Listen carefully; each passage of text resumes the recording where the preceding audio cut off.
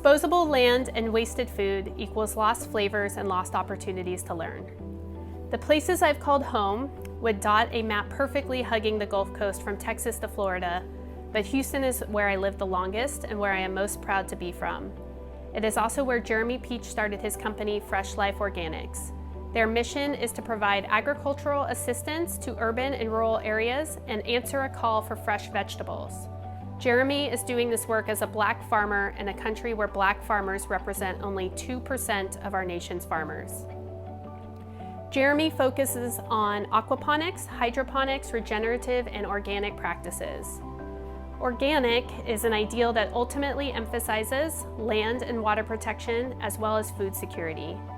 To even begin to think about a future 50 years from now, we must commit to and prioritize organic, along with prioritizing the investment in Black and Indigenous farmers' stewardship of our lands, and whom organic practices belong to long before they became co-opted buzzwords in the marketing of our food systems.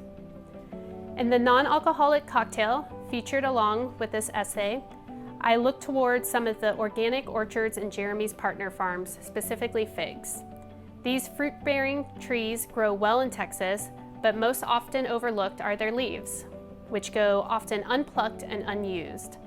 They lend a grassy coconut profile to this drink, but are a perfect example of what we can do by re-examining our relationship to the land while questioning what so many of us don't typically value as flavorful or worthy of our plates and glasses. Thankfully, there are many cultures who historically use fig leaves and many others who have always prioritized honoring the use of whole plants in cooking and whose recipes we can reference for further uses. Imagining a future for who? These are not just recipes and insights I created conceptually by the request of the SFA.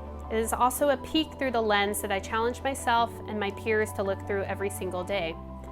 I believe in the productive power of visioning in order to work towards transformative changes in the hospitality industry.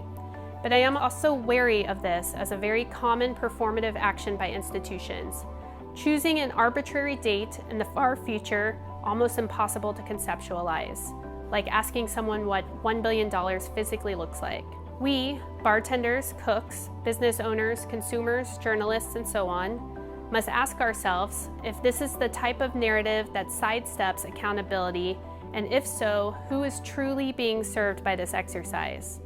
50 years into the future is intangible and not worth imagining unless we can take a hard look at the period of the 10 years we exist in now, 2020 to 2030, which the authors of the 2016 Paris Agreement labeled as the critical decade.